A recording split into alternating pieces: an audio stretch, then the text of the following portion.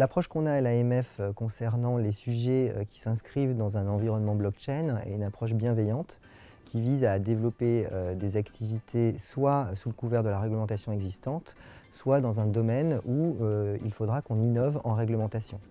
On ne pourra pas innover seul, il faudra innover au niveau européen et international pour faire en sorte que ces activités qui s'inscrivent par essence au niveau international trouvent des réponses en droit et en réglementation qui soient réalistes.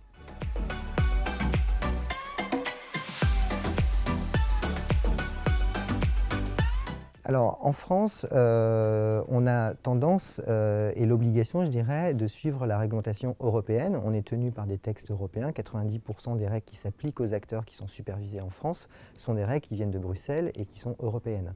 Donc la marge de manœuvre dont on dispose dans la réglementation est totalement liée aux instruments de convergence qui existent au niveau de l'ESMA, notamment des autorités européennes de supervision, et qui nous permettent de revoir la réglementation dans ses aspects les plus granulaires. Par contre, lorsque la règle n'existe pas, et c'est souvent le cas de l'univers blockchain, alors en France, on a la capacité de proposer une législation et une réglementation nouvelle qu'on pourra ensuite porter au niveau européen pour être influent sur la scène internationale.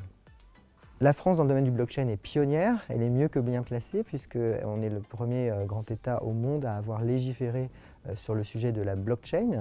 Donc c'est un point sur lequel il faut communiquer, notamment au niveau international. On continue de le faire en proposant donc de légiférer et de réglementer les opérations dites ICO, donc les financements via la blockchain qui émettent des jetons.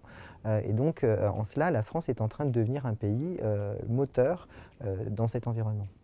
Sur les ICO, on souhaite mettre en place une réglementation optionnelle qui donnerait l'occasion à des émetteurs de tokens d'obtenir un label réglementaire français qui exigerait un certain nombre de garanties qui ensuite leur permettrait d'exercer leur activité et de lever des fonds auprès d'acheteurs de jetons français.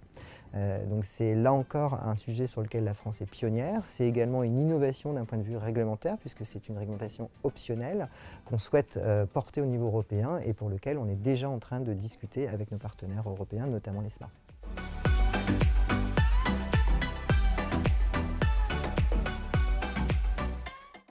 Le Brexit n'est pas une bonne nouvelle d'un point de vue institutionnel et européen. Pour autant, c'est une réalité, donc il faut aussi saisir les opportunités de cette réalité. Et en l'occurrence, beaucoup d'entreprises qui étaient à Londres jusqu'à présent, qu'elles soient anglaises ou internationales, recherchent au sein de l'Union européenne continentale une juridiction capable de les accueillir pour poursuivre leurs activités transfrontalières en Europe. En cela, la France s'est immédiatement positionnée sur ce terrain d'attractivité. On commence à avoir beaucoup d'entreprises qui souhaitent s'installer en France et qui ont demandé des agréments pour revenir en France. Et c'est un point extrêmement positif pour l'économie française.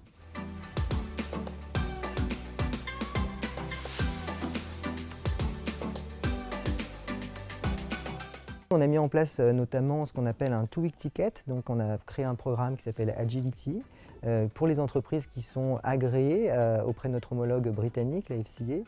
En 2 semaines maximum, on leur donne un feu vert ou un feu rouge sur notre capacité à leur apporter un agrément extrêmement rapide qui se repose sur l'agrément qu'ils ont obtenu à Londres. Donc c'est un canal d'attractivité et un canal d'accélération de leur transfert total ou partiel en France.